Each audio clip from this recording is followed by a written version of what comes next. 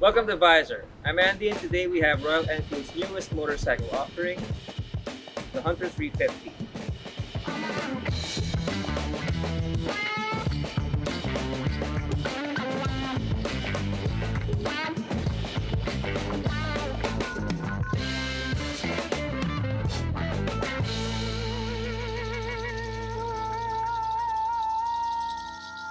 Now, this is the third motorcycle to come from Royal Enfield's J platform. So it has the new 349cc air and oil-cooled single-cylinder engine.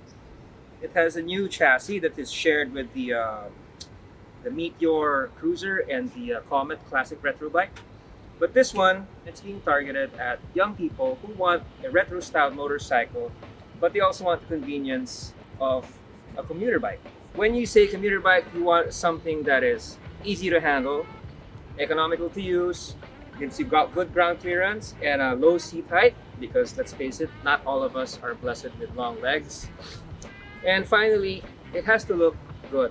It has to look even better than most other commuter bikes out there, because you are looking at a motorcycle that is a fashion statement. It is not just an appliance. So what do I think about this bike?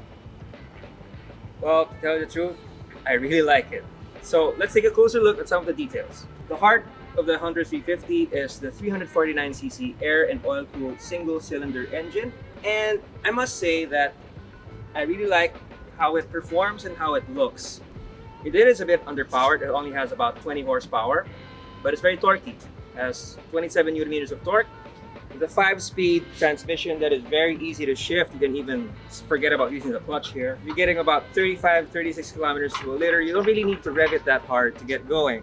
It's good for about 120 kilometers per hour. It's already pushing it.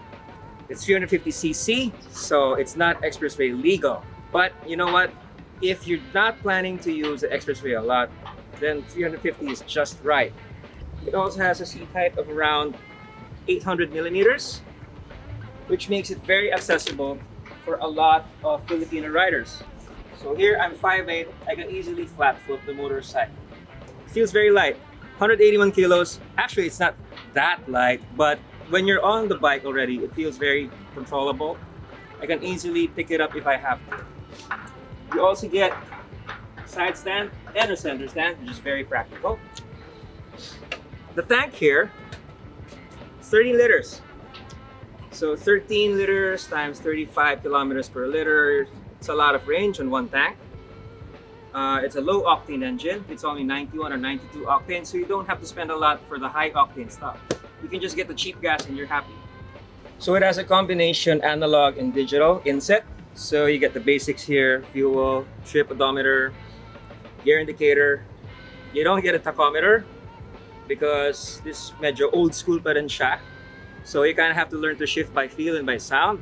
You can also get non-adjustable brake lever and clutch lever, because this is still an entry-level bike in Royal Enfield's lineup. These handlebars are medyo semi-scrambler type, medyo raised and a little bit swept back for you, so it's easy to reach. The headlamp is still halogen. The side panels here, they're not the traditional triangular side panels, the classic or the Meteor, so it's more neo-retro now. The exhaust, well, actually, medyo mukhang ordinary lang yung tambucho. That's fine, because when you hear it thump, it makes up for it. So this is what I'm talking about.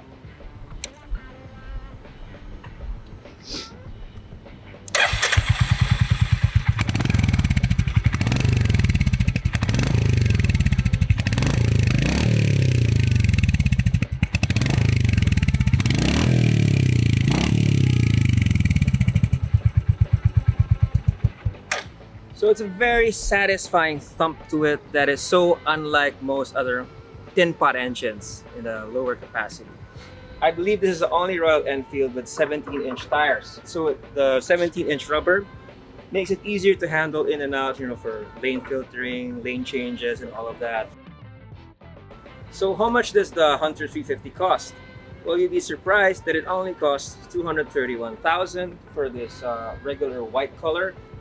Regardless of the price, the basic specs are engine, which is 349cc, air and oil cooled, 5-speed shifter, front and rear disc brakes with dual channel ABS, tubeless rubber, cast alloy wheels.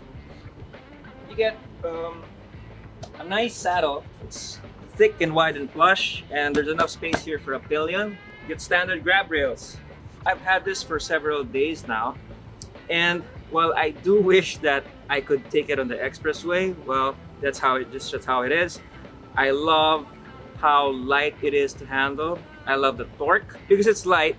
At 181 kilos, I think it's the lightest Royal Enfield yet. It feels as maneuverable as your usual 155cc motorcycle like a TMX or an XSR 155. But of course, it just looks and feels so much better. It feels more premium.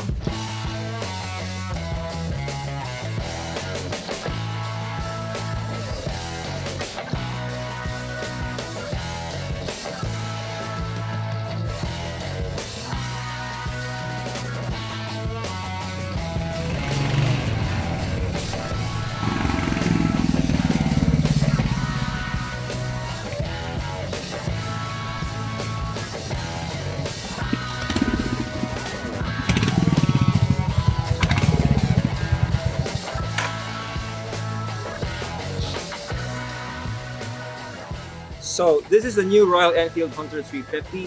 If you're in the market for a stylish bike that you can use for city and occasional touring, do check it out at your nearest Royal Enfield showroom.